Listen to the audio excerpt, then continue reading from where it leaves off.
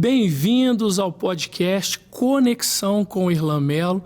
Hoje nós temos a honra de receber aqui o pastor Geraldo Rocha, que é o pastor presidente da Igreja Evangélica Assembleia de Deus do Brasil. E nós vamos trocar uma ideia e bater um papo. E eu tenho certeza que você será muito edificado. Quero te convidar a nos acompanhar nas redes sociais. O nosso Instagram é @irlan.melo e também o Instagram da Igreja Evangélica Assembleia de Deus do Brasil, que está aparecendo aí na sua tela. Pastor Geraldo, primeiro, obrigado pela presença, uma honra para mim estar recebê-lo aqui hoje. Gostaria de perguntar para o senhor, hoje, presidente de um ministério, né? Qual é a sensação que o senhor tem com essa responsabilidade que está sobre seus ombros? Pastor, em primeiro lugar, a sensação que eu estou tendo é de muita alegria de estar participando com você aqui, não é? Esse veículo de comunicação importante que a gente pede sempre a Deus que gere bons resultados para todos nós. E eu sei que o seu principal objetivo aqui é esse. Mas a sensação que a gente tem quando a gente assume um posto como esse, primeiro que a gente não planeja isso. Tudo vem de Deus. Amém. Então, eu sinto no meu ombro muita responsabilidade, aquele dever de querer fazer as coisas conforme a palavra de Deus, né? Uhum. Então, a gente fica buscando sempre aprimorar para fazer o de melhor. E, conforme eu te digo, responsabilidade não tem como fugir delas. Mas o maior peso que eu realmente tenho sobre meus ombros é isso. Mas me sinto felicíssimo em estar empenhado nessa nobre missão. Amém. Do reino de Deus, né? Pastor, conta pra gente, conta para os nossos telespectadores aqui da Rede Super, aqueles que estão nos acompanhando também nas redes sociais, como foi a sua experiência de conversão? Pastor, é uma história que eu digo para você. Só depois que a gente começa a escrever que a gente consegue descrevê-la. Por quê? Porque a gente nunca espera um encontro como este, uma transformação na nossa vida. Eu era uma pessoa que eu tinha muita resistência com essa prática cristã. O senhor não nasceu no lar evangélico? Não nasci. E aí eu tinha muita resistência com o pessoal entrando na casa da gente, e negócio de Bíblia, essa história toda. Eu ficava pensando, meu Deus, esse pessoal, eles podiam fazer alguma coisa, ficar invadindo a casa da gente, né? E assim foi, quer dizer, do meu querer não havia qualquer tipo de simpatia. Mas um belo dia as coisas aconteceram. Como é que foi? Primeiro os meus pais, né? Minha mãe começou a receber aquelas pessoas na casa da gente, pessoal com essas visitas para evangelizar. Uhum. E eu então comecei a perguntar, mãe, mas o que é isso? Tudo mais, o meu filho, e aquele primeiro mensageiro, né, que é os nossos familiares. E aí eu falei, mas não preciso ir na igreja para isso, não. Rapaz, e um belo dia, você acredita? Olha como é que a coisa aconteceu comigo. Um dia, eu pegando a Bíblia dela por um acaso lá, eu encontrei um cartão de dizimista, para você ver, um envelope de dízimo. Peguei ele e falei, mãe, por que tem esse negócio aqui? Ela explicou, não, meu filho, isso aqui é porque a gente é um mandamento, aquela coisa toda. Ela explicou na maneira dela lá, como é que seria. E isso é dízimo. Eu falei, mas o que é dízimo? Ela então me explicou direitinho. Eu falei, então vou fazer isso também. Eu vou fazer isso também. Olha, naquela época o senhor já tinha algum recurso, já trabalhava? Trabalhava, já trabalhava, né? E a minha conversão aconteceu... Isso em Belo Horizonte mesmo? Belo Horizonte. Okay. A minha conversão aconteceu aos 18 para 19 anos de idade, né? Quando aconteceu a minha conversão. E aí as coisas aconteceram. Bom, havia um culto no vizinho lá. Inclusive, a gente falava aqui com o pastor de pessoas muito ligadas a ele que faziam esse culto vizinho. Eu ficava lá em casa ouvindo aquilo. Um dia, de tanta vizinha insistir, eu fui lá assistir o culto. Né? Gostava de tocar, o pessoal gostava de tocar acordeon, aquela coisa toda. Eu comecei a pegar afinidade exatamente a partir disso aí. Foram os primeiros passos da minha conversão. O senhor tocava também, não? Eu tocar mesmo, não.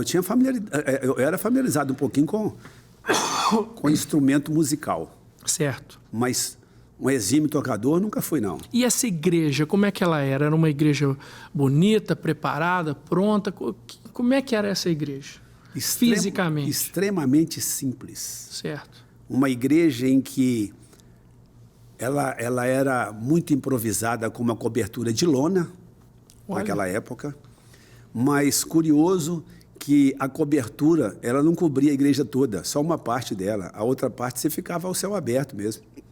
Os banquinhos, aqueles bancos com 2 pés de madeira e uma tábua pregada por cima. Não tinha encosto, não tinha nada. Uau. E o Qual chão, bairro? Aqui no bairro Santa Cruz. Santa Cruz. E o piso da igreja é terra batida. Então, se ajoelhava em cima da terra mesmo lá. Certo. Era uma coisa assim que deixa saudade na gente. Muita alegria, muito gozo de estar vivendo uma nova experiência de vida. Muito bom. E a presença de Deus, do Espírito Santo lá, como é que era? Imensurável, né? Verdade. Eu acho que na simplicidade você consegue absorver melhor tudo isso. Certo. Né? Você não... Tudo é novo, tudo é gostoso, tudo é agradável, tudo é bom. E ali dá a impressão de que você absorvia muito mais a presença e a glória de Deus ali, sabe? Então era diferente, porque você não selecionava nada. Uhum. Era tudo que vinha, era agradável, era bom. A gente caminhava, pastor, para você ter uma ideia. Eu morava ali no bairro de Araguá, na região do bairro de Araguá, e a gente atravessava a BR andando, caminhando, carregando às vezes menino nos braços, caminhava mais ou menos uma meia hora a pé até chegar na igreja. Uau. Para você ver esse espaço que a gente dava aí na primeira experiência da fé cristã. É interessante o senhor falar isso, pastor, porque assim, eu me lembro também, no início da minha caminhada cristã, chegou momentos que a gente caminhava 30, 40 minutos para ir na igreja, mas parecia que o tempo era tão relativo, né? Não era que nada. A gente não era nada, simplesmente estava ali, sempre tinha alguém, algum companheiro, alguém junto, conversando e tal. Então você ia com alegria, voltava com alegria. Nessa época, foi a época que o senhor conheceu sua esposa, não? Foi uma época assim, realmente isso. A gente, ela tem uma diferença de batismo, de mim parece que de 6 meses ou 1 ano por aí. A coisa foi bem construída. Uhum. Mas o senhor batizou primeiro ou ela primeiro? Eu batizei primeiro do que ela, sabe? E aquele negócio, né? A gente chama assim de... O que se diz vulgarmente aí hoje, amor à primeira vista. Uhum. E eu fiz um propósito. Havia muitas propostas de namoro. Certo. Naquela oportunidade. Mas eu, vindo de uma transformação de vida, eu não queria aceitar mais aquele estilo de vida que eu tinha, de namorar, qualquer coisa, namorando ali, sem compromisso. Então, eu botei no meu coração um propósito. Falei, olha, a primeira que realmente me atrair ou atrair a minha atenção e que eu propor namorar, essa eu quero que seja minha esposa. O senhor não queria Não. namorar para casar. O senhor já queria casar para namorar. Eu queria isso aí. E aí eu me resguardei de uma série de coisas. Certo. Dentre elas, eu resguardei-me até da liberdade, aquela liberdade exagerada para namorar. Uhum. Eu tinha tanta segurança que eu queria ter certeza que a nossa união fosse construída em cima de um amor real. Então eu falei, eu não quero que as aproximações e intimidade física me atrapalhe a discernir se eu a amo realmente. E isso veio... Deu certo. Deu certinho. Ué, nós já estamos aí aos nossos 47 anos de vida conjugal. 46, daqui a pouco o senhor está chegando às bodas de ouro. E você vai ser convidado. Amém. E quantos filhos? Eu tenho 3 filhos e 5 netos. 5 netinhos. 5 netos. Como é que é seu relacionamento com os netos, pastor? É aquela festa, toda vez que se vê, aquela festa contínua, né? Liberdade de vovô com neto, neto com vovô, é aquela benção. E sua família está no ministério também? Participando? Todos eles servindo a Jesus com alegria. É uma alegria, né, pastor, quando os filhos estão acompanhando os pais no ministério, né? Pastor, é incomparável. Quantas vezes o senhor não tem que orar por pais e mães que pedem oração pelos seus filhos que um dia estiveram na presença de Deus e hoje já abandonaram? Verdade. Isso, as experiências são muitas nesta área. Quando você, então, passa a ser mais servo de todos, né? Porque eu creio que o pastor é isso, quando ele é separado para pastorear, significa que ele agora se tornou servo de todos. Então, você exerce isso com muita frequência. faz parte do nosso dia a dia. Você pastorear a família, você pastorear vida conjugal, você pastorear jovens e tudo isso. Esses conflitos, pastor, hoje ainda digo que ele está muito mais acentuado do que antes. Certo. Não é? Aquilo que nós conhecemos antes, nós duvidávamos muito que poderia estar no nível que está hoje, infelizmente. Então, conflito familiar, pais, às vezes sofrendo pela má conduta dos filhos, porque hoje, se você confiar que você é o único instrutor da sua família, é uma mera ilusão, porque não é. Não é, mas não é mesmo, né?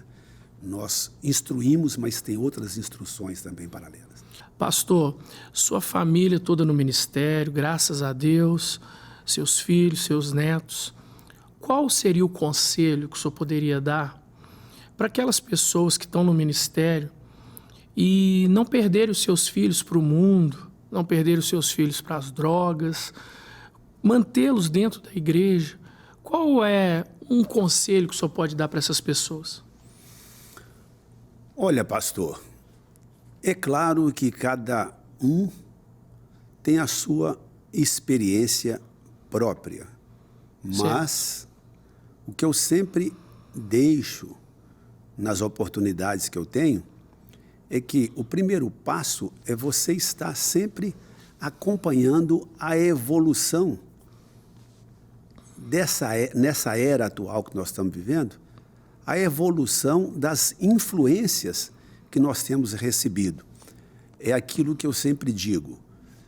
A pessoa acha que ele colocando o filho, expondo ele a uma boa instrução no bom colégio, que o resultado vai ser 100% perfeito. Negativo, porque ele está recebendo instrução e não educação. Correto. Aí a necessidade da gente estar atento, cumprindo sempre a nossa parte como conselheiro, como pai, nunca entregar o filho à mercê das influências e principalmente, repito, nessa era atual em que isso está muito, mas muito ameaçador, as pessoas têm aprendido muito mais com as influências e aí o que acontece? Vai gerar um resultado. Aí você fala assim, mas nós vamos então ignorar isso? Não. Eu sei que o alimento ele é muito bom para a saúde, mas não quer dizer que você tem que alimentar em grande quantidade porque ele é gostoso, ele é prazeroso. Não, tudo é comedido. Se tivermos uma boa disciplina para convivermos com essa realidade e nunca fugir da responsabilidade paterna ou materna. Nunca, nunca, nunca. Sempre acompanhar, porque o filho precisa ter confiança no seu líder. E hoje não é bem assim, porque eles estão muito expostos. Hoje, uma reunião perfeita de uma classe de jovens e adolescentes, você não escuta ninguém falando nada, cada um está conectado de um jeito, absorvendo de uma maneira diferente. Então, não podemos cruzar os braços, não. Verdade. É o que eu sempre chamo a atenção e procuro acompanhar. Agora, principalmente com os meus netos, né? Sim. A gente está sempre ali junto. A responsabilidade dos pais, né? É claro, claro. Pastor, conte para mim também, para que a gente possa também ter esse conhecimento, como é que foi seu chamado ministerial? O senhor contou que o senhor teve essa experiência com Deus, nessa igreja simples, começou dando o dízimo, depois se batizou. Como é que foi o chamado ministerial na vida do senhor? Pastor, eu tinha aproximadamente 2 para 3 anos na igreja e já sentia sobre meus ombros responsabilidades que elas vinham quase que automaticamente. Quando você acordava, você estava liderando um grupo na igreja, estava liderando um departamento. Não é possível. Me considerava imaturo e já estava fazendo parte lá da banda para tocar, tinha que ter essa responsabilidade, servia. E aí, um belo dia, alguém disse assim, vou separar você para exercer em um ministério que eu creio que é a sua chamada, que você tem muita avidez para estar levando o evangelho, para estar pregando para as pessoas, persuadindo-as. E parece que quando você está solto no campo, persuadindo, levando a palavra às pessoas, você se sente muito em casa. Então, nós vamos te qualificá-lo como um evangelista e tal. Então, você imagina, 3 anos e pouco, eu já tinha essa incumbência, muito novo, sabe?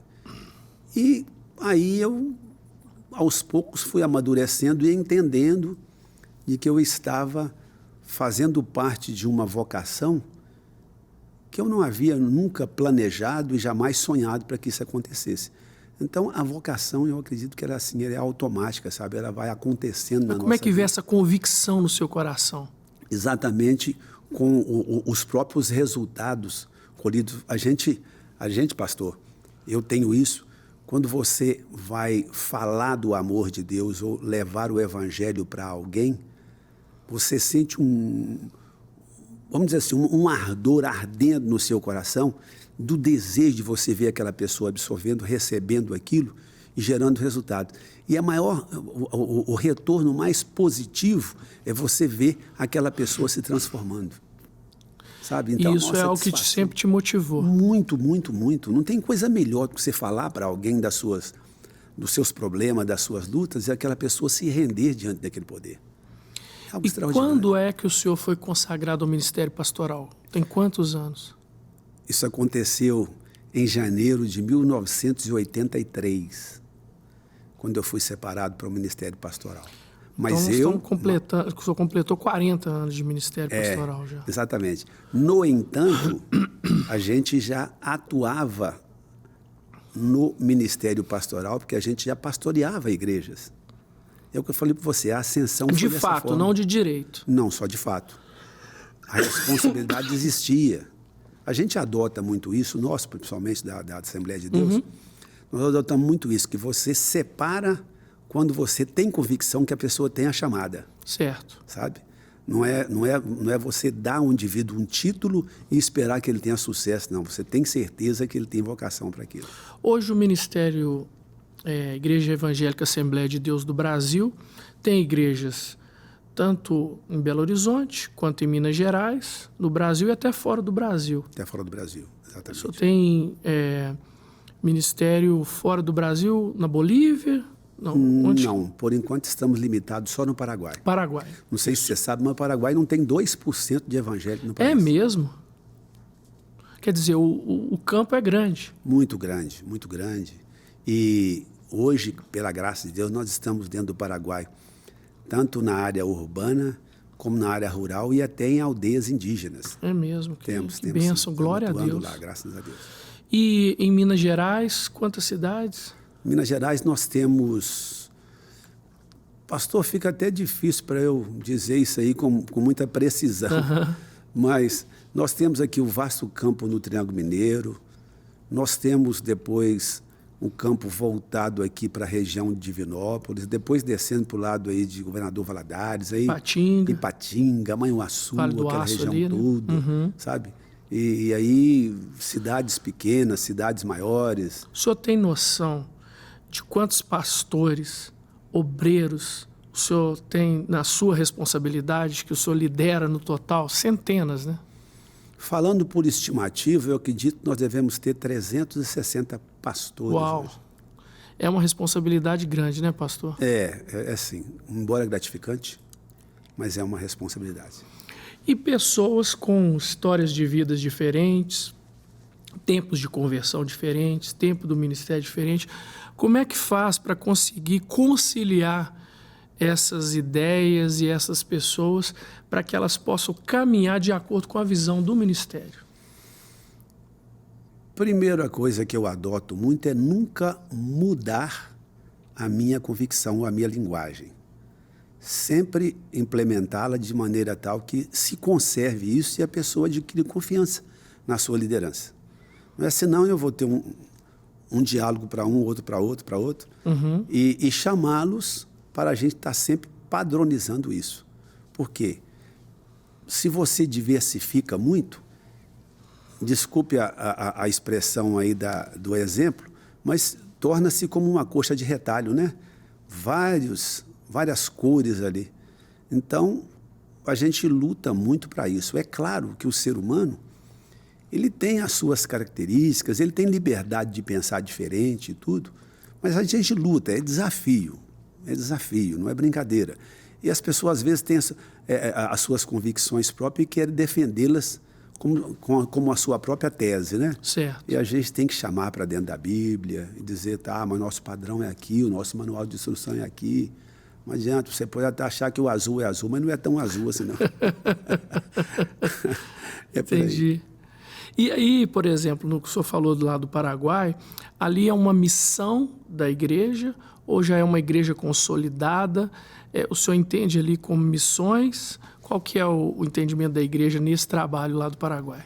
Ali nós temos assim denominado como um campo missionário. Uhum. Por quê?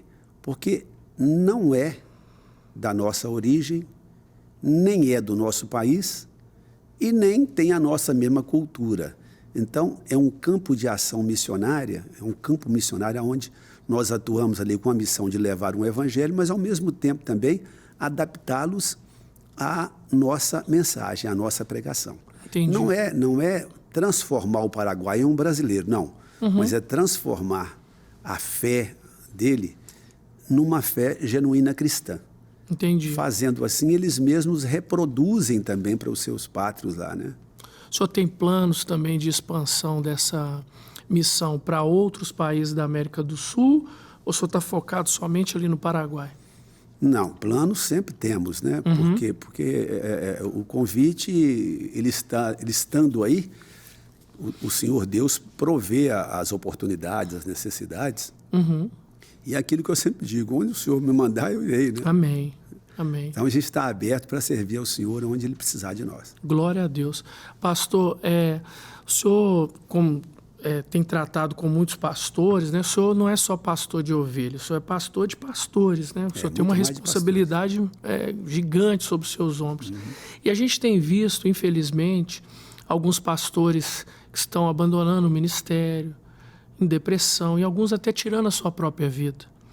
A que o senhor atribui esse tempo que nós estamos vivendo, onde pessoas que deveriam estar à frente, liderando, estão passando por esse tipo de dificuldade? E qual conselho o senhor daria para um pastor que está passando por isso? Se é que o senhor também já passou por algum momento de angústia, de depressão, de dificuldade também? Não, eu não cheguei a passar por esses tipos de agressividades, não, de maneira nenhuma, mas exemplos no nosso convívio nós temos. Certo. Sabe? Isso prova, uma certa vez a gente leu numa revista, dizendo que o modus vivendi, a maneira de viver das pessoas, se encontra os que são mais agredidos pela doença psicossomáticas, tem sido a função pastoral. É verdade. Por incrível que pareça. É que mais absorve o grau de estresse, essa coisa toda. Mas eu vejo em tudo, eu sempre tenho isso na minha vida também da seguinte forma. Surgiu alguma coisa para me desafiar, eu tenho que buscar de imediato um refúgio nas minhas convicções espirituais que eu tenho para com Deus. Então, existem pessoas que eu acredito que elas absorvem muito o problema e o guarda dentro de si, e isso eu acho que pode ser um grande inimigo para nos levar a situações dessa ordem. E é bem possível que as pessoas enfrentem esses quadros dessa maneira, é bem possível que a pessoa perca o equilíbrio e, diante de tanto confronto, ele pode chegar a um ponto até de um suicídio mesmo. Isso é possível, mas o meu conselho, sempre, você participa de reuniões, a gente fala uma linguagem bem franca, mostrando para eles sempre essa ideia de nunca descuidar, de manter o seu equilíbrio espiritual, de manter a sua convicção cristã. Aquele momento de afinidade com Deus nos ajuda muito. Uhum. Sabe, eu sou aquela pessoa, o seguinte, que eu parece que eu estou andando sozinho, mas crio aquela sensação para mim de que ele está sempre do meu lado, eu me refugio sempre nisso. O senhor usou uma expressão que eu acho que é importante a gente poder falar um pouco mais sobre ela, que é a questão de psicossomático, né? Ou seja, são várias circunstâncias que vão se somando até chegar no resultado. Verdade. O senhor entende, às vezes nós vivemos no meio evangélico pessoas que espiritualizam totalmente o que acontece. E outros que entendem que nós também podemos ter acesso aos médicos, a um psiquiatra, a um psicólogo, um terapeuta. Nesse ponto de vista, uma pessoa que tem passado por essa dificuldade e apenas o aconselhamento não tem sido proativo para se solucionar, ou a oração, o senhor acha que vale a pena, nessa circunstância, a pessoa também procurar uma ajuda médica? Pastor, sou plenamente de acordo. São profissionais qualificados para esse fim. E se eles foram qualificados, porque antes disso surgiu o mal, né? Surgiu a doença. Verdade. Então, o conselho ele é muito bom, mas você aconselhar alguém para procurar um profissional também qualificado é um conselho também, certo?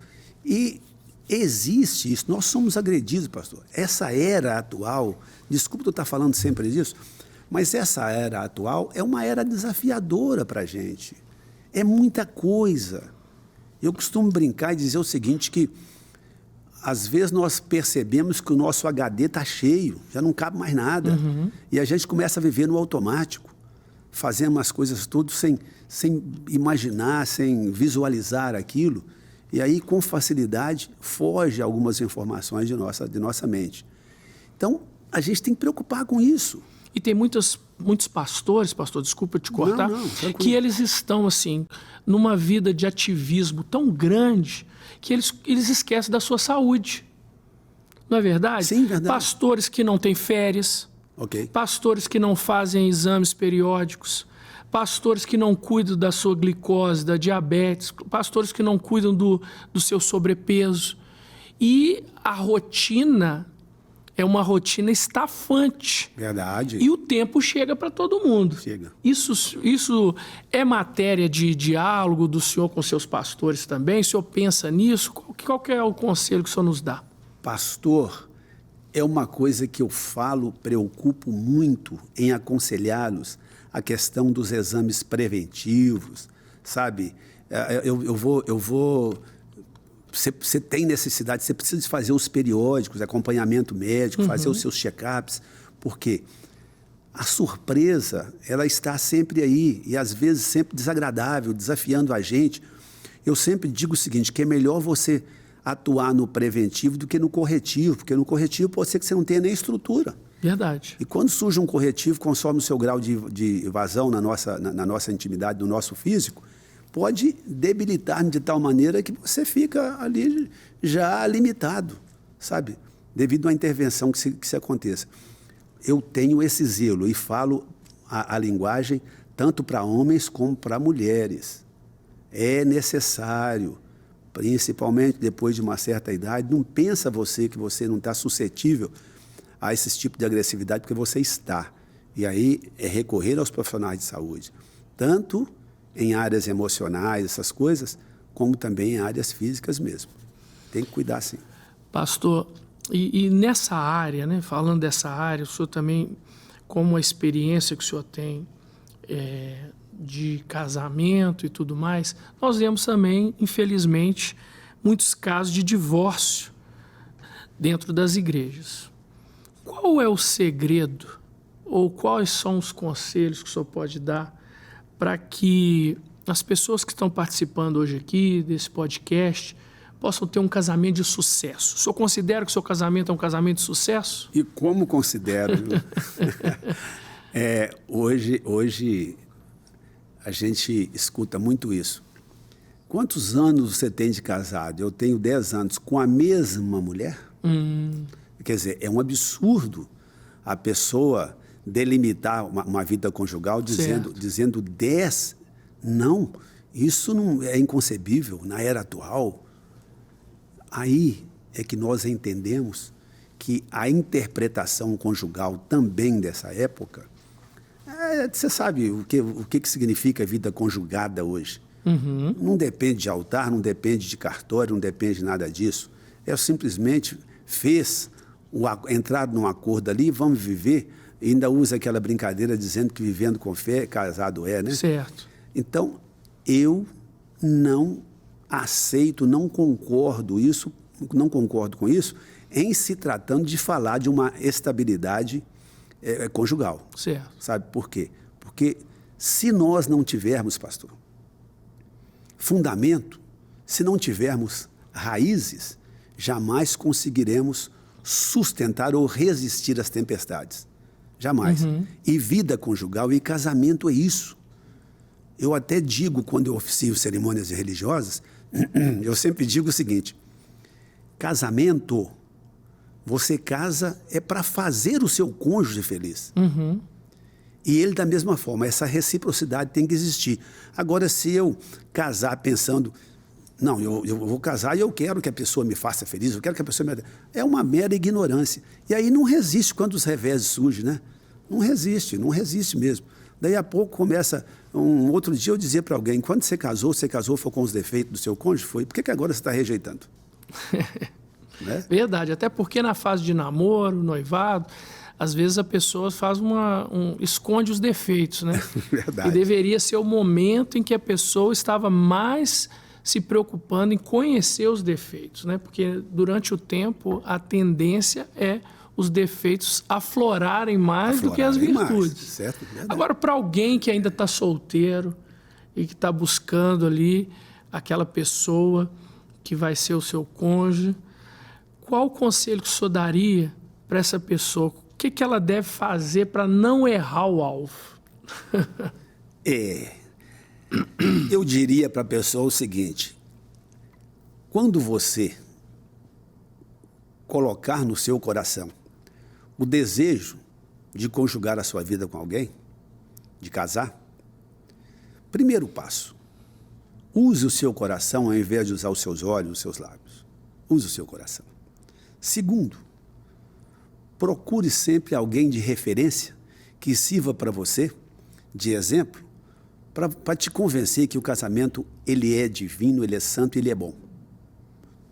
Agora, se nós ignorarmos esses tipos de práticas, certamente nós teremos problemas. Ou, a saber, se a pessoa fizer da união conjugal apenas uma aventura, eu vou arriscar. Se der certo, bem, se não der, amém. Bom, a lei do divórcio está aí. Então, eu separo. É uma mera ignorância, é preferível a pessoa repensar. E é o que eu aconselho para todos aqueles candidatos a essa vida. Eu sempre digo dessa forma: você é cristão, você é servo de Deus? É. Então você tem um Deus que te orienta, que fala com você. Você tem uma fé cristã que te educou para o caminho certo. Você sabe muito bem o que representa o sexo oposto para você. Então, tenha esse cuidado, mas quando pensar em assumir um compromisso conjugal, tenha primeiro certeza de que os corações estão se unindo. Antes de unir os corpos, primeiro tem que unir os corações. Pastor, eu já fiz muito curso de noivos, né, na igreja, né? Dando instruções para os noivos e tal. Uma das alegrias que eu tenho, e às vezes as pessoas assustam quando eu digo isso, é quando durante o curso de noivo, o casal decide não casar. Eu fico feliz. As pessoas pensam assim, mas por quê? Porque é muito melhor você terminar um relacionamento de namoro ou noivado do que passar por um trauma do divórcio. Às vezes os sinais são claros. Por exemplo, um gosta muito da família, o outro já quer a família distante. Um gosta de trabalhar, o outro não gosta de trabalhar. Um tem sempre uma opinião contrária do outro e vive discutindo durante o namoro, durante o noivado. Outra situação, está dando tudo errado, se separa. Aí depois não, vão voltar e já casa imediatamente. Outro problema. Ou então, acontece uma situação de que a pessoa ela deseja morar num local distante da família e a pessoa é muito próxima da família. Então, são situações que muitas vezes nós, pastores, enxergamos e tentamos mostrar para o futuro casal. E o futuro casal, às vezes, insiste e depois vem para o gabinete pastoral para chorar porque não deu certo. Acontece com o senhor também ou é só comigo? E como acontece? E como acontece, né? Aquela questão. Eu ainda sou um pouco mais extremista, que eu digo o seguinte, escuta, quando você escolheu o seu cônjuge, tanto o rapaz quanto a moça, que você teve intenção de namorar, você chegou e compartilhou a sua intenção comigo, com o seu pastor?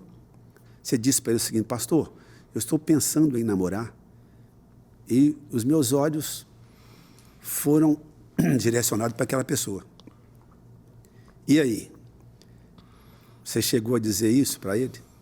Porque ele é o seu conselheiro, ele é o seu guia espiritual. E agora que você vem chorar? Agora é tarde, está tudo errado. Você tem que voltar no princípio e recomeçar tudo de novo. Por quê? Lembre-se, pastor, isso aí que você está dizendo é uma realidade. Lembre-se de que nós temos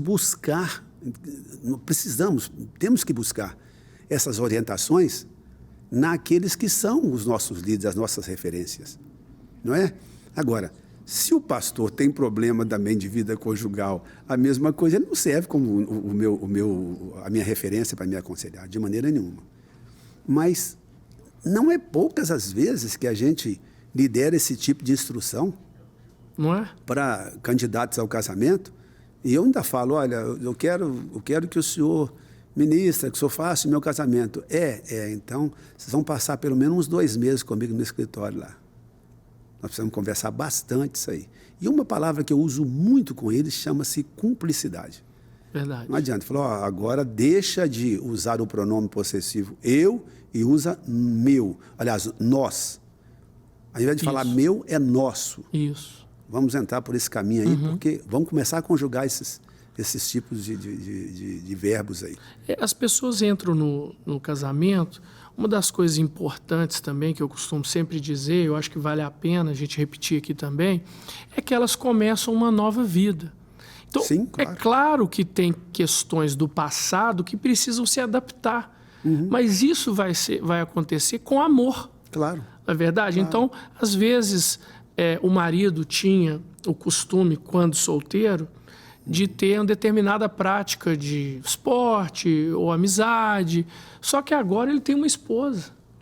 Então ele precisa entrar num acordo com ela para que ou ele prossiga ou ele faça de uma forma diferente. Da mesma forma a esposa, que tinha, né, uma prática antes, agora tem um marido e precisa. São 2 pessoas criadas em mundos completamente diferentes, que estão se encontrando ali e precisam esforçar. Porque, na verdade, pastor, se eu quero prevalecer a minha vontade o tempo todo, esse casamento tende a dar errado, não é? É verdade, não existe isso, né? Não existe vida conjugada. É isso. Eu, antes de casar, gostava muito de jogar futebol, jogava muito futebol. E depois que eu casei e tudo, primeiro que vieram outras responsabilidades. Certo. Não tinha mais tempo. E segundo, que eu falei, agora... E o senhor jogava em qual posição? Eu jogava com a camisa número 4. Então o senhor estava lá na zaga. Na zaga. Mas de vez em quando eu arriscava lá. Ia ter na frente lá para ajudar os colegas a olhar para ele. E aí depois o senhor deu um tempo? Depois dei um tempo, porque eu falei, agora já não dá. E agora, quando tem um congresso de jovens, assim, mesmo assim, o senhor não anima, não? Hoje a estrutura física, só a mente que está boa, mas o corpo não responde muito. É engraçado isso, né? O tempo vai passando, a gente acha que tem a mesma capacidade de antes, mas o corpo não responde. O corpo não responde, ele não obedece a gente mais. Eu sei que no ministério do senhor existe a união de moços pentecostais. Exatamente. E é muito pujante. Muito. Vocês fazem congressos gigantes com muitas pessoas. É importante esse ar fresco dentro do Ministério da Juventude. O senhor dá espaço, liberdade para a juventude dentro da sua igreja? Sim, pastor. Primeiro que é um público diferente. Essa interação aí entre eles é muito importante, porque eles não vão ter paciência, às vezes, de ouvir uma pessoa mais maduro. Eles precisam de se associarem, se socializarem entre si e viverem essa vida deles. Você vai ver que há uma diferença muito grande quando você faz um congresso de mulheres, um congresso de homens e o de jovens. São ambientes diferentes, são situações diferentes. Então, a gente tem que proporcionar isso e nunca ignorar de que esses públicos estão no nosso meio e que eles têm que ser tratados dentro da sua faixa etária, dentro da sua conduta, né? Deixando que eles possam se expressar. Exato, e nós temos ganho com isso. Sim. Porque eles nunca perdem essa motivação. No último congresso que eu participei, inclusive, eu achei muito interessante que tinha uma artista lá que pintou uma árvore. Sim. E cada um dos jovens pegava a sua impressão digital e colocava ali na árvore. Só que esta árvore é a árvore do ministério, ou seja, eu tenho a minha identidade aqui com o ministério, né? Então, até numa atividade cultural, lúdica, você está ensinando. Sim, verdade. O senhor vê isso também? Claro. Aí você imagina que aquela classe não te ensina. Ensina sim. Nós absorvemos aprendizado de vários lugares e de várias faixas etárias. Estamos aprendendo desde a tenra idade até a maior idade, né? E nesse momento também que a gente vê muitos jovens também sendo batizados com o Espírito Santo, né? Tendo experiências espirituais com Jesus. Isso é importante. Qual a importância do Espírito Santo no ministério do Senhor? É vida, né?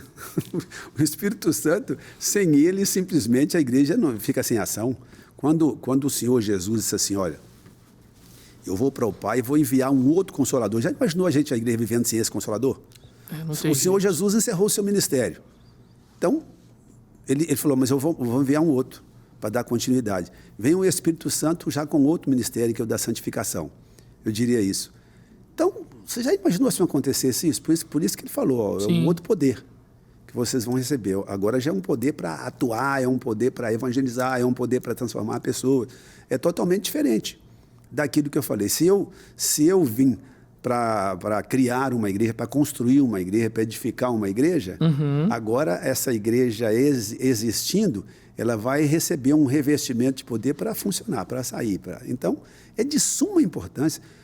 Mas, pastor, o Espírito Santo atuando na vida de uma pessoa, não gosto muito desse termo, não, mas vou dizer, é uma energia mais sobrenatural.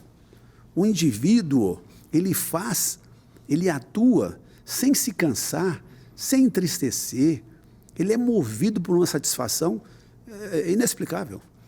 Pastor, dentro dessa sua resposta, eu te pergunto, qual foi, se é que o senhor pode nominar, a sua maior experiência espiritual? A sua maior experiência com Deus? O que o senhor poderia dizer em relação a isso? Tem uma específica que te marca?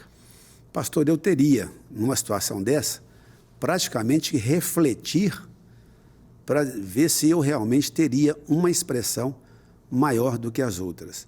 Mas eu diria, um primeiro momento, eu diria que foi eu poder enxergar uma realidade na minha vida, de poder imaginar o seguinte, eu vendo o lugar da minha parte, o lugar do meu início, um perfil, mas poder estar olhando como se tivesse uma linha divisória, eu estou do lado de cá e do outro lado. E a ousadia que eu tenho em poder não só exercer esse ministério, mas falar com Deus, conversar com Deus na minha intimidade e sentir naquele momento um grau de transformação tão grande de que aquilo que era, a princípio, sei lá, um transtorno, uma dificuldade, uma tristeza, aquilo se transformar num grau de satisfação muito grande, um refrigério, uma coisa assim. E já aconteceu isso comigo.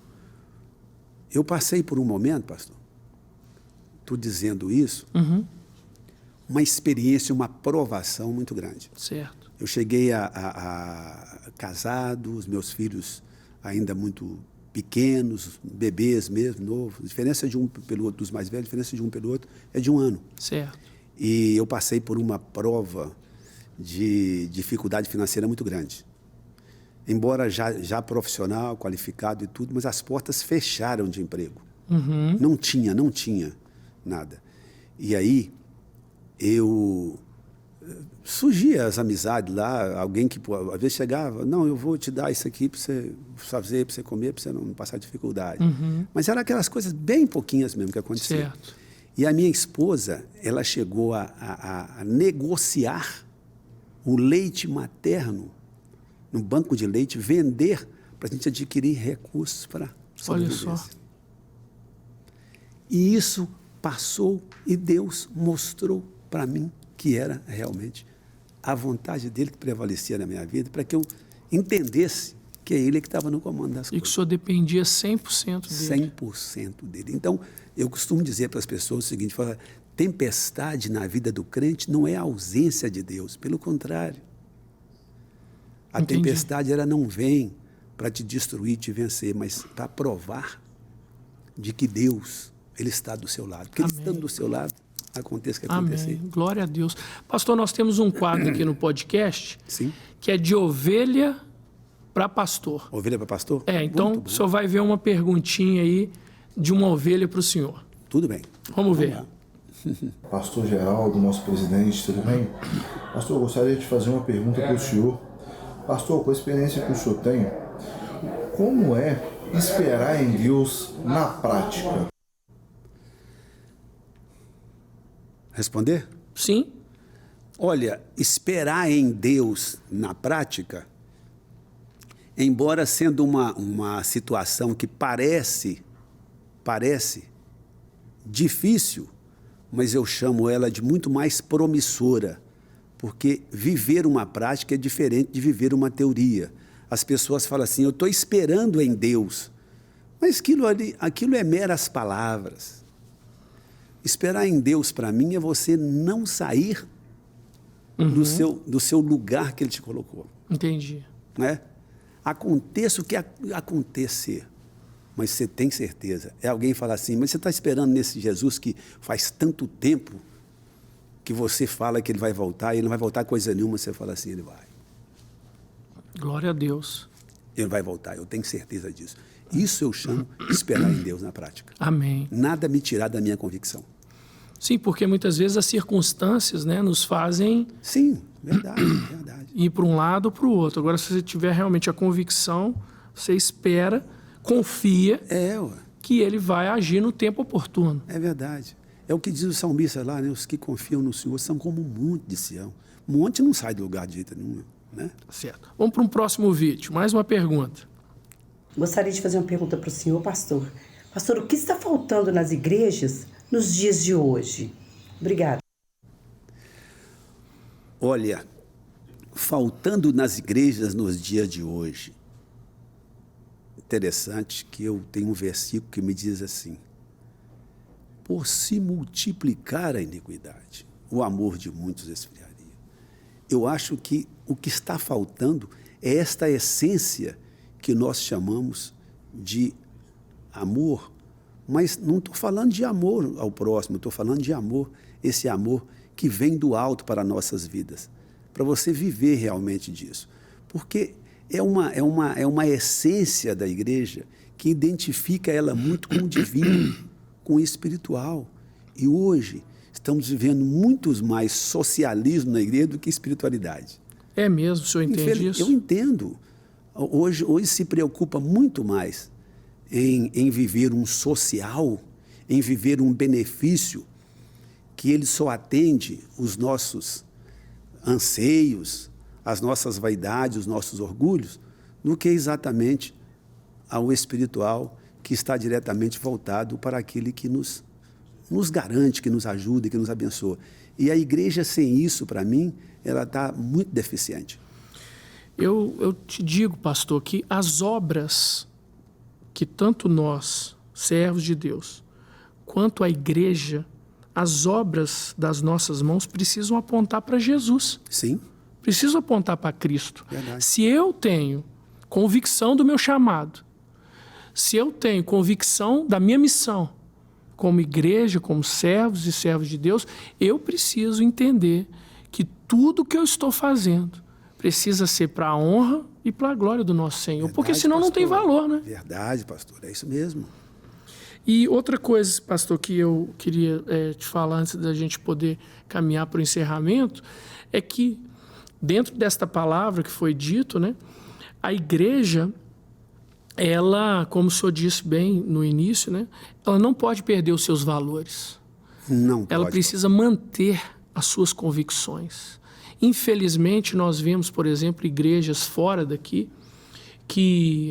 igrejas, não quero falar especificamente, mas, por exemplo, na Europa, tem igrejas que se transformaram em discoteca. Por quê? Porque aquelas pessoas que estavam ali, talvez, perderam as suas convicções e permitiram que situações acontecessem que não deveriam acontecer.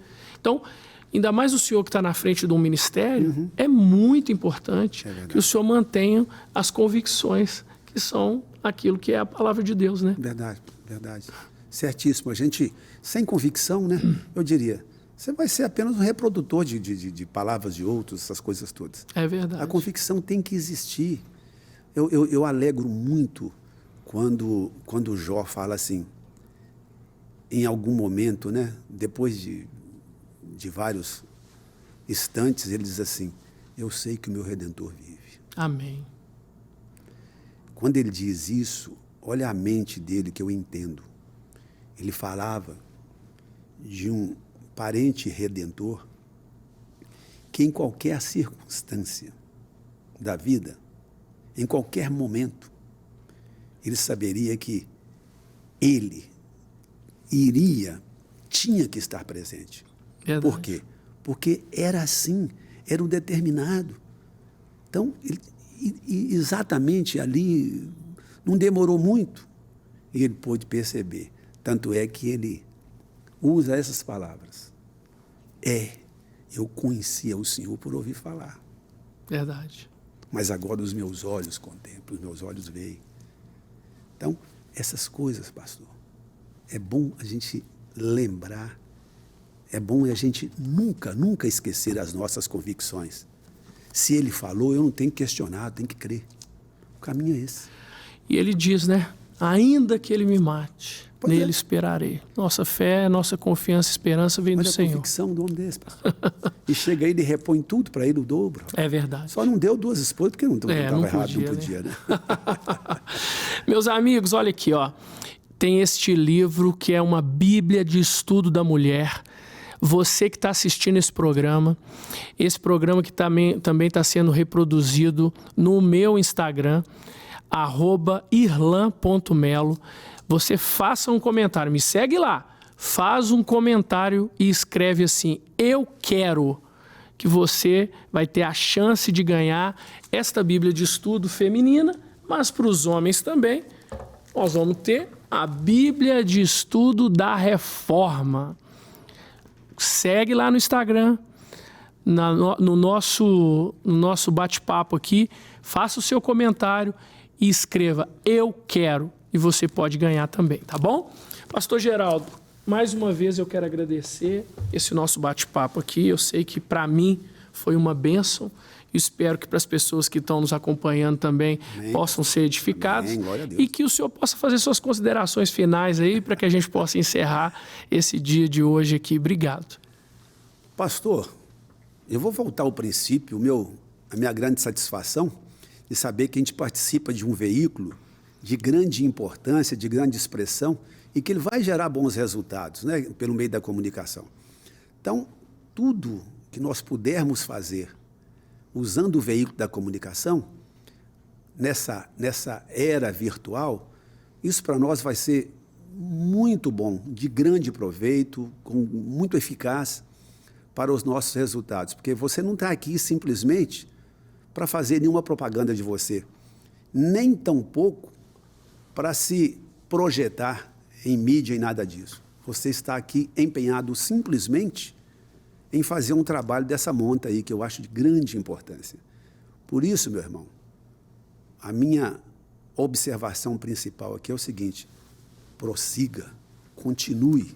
Amém. Que nós não podemos imaginar, mas são tantos e tantos que estão do outro lado, precisando disso, precisando desse encorajamento, dessas convicções, dessas nossas experiências.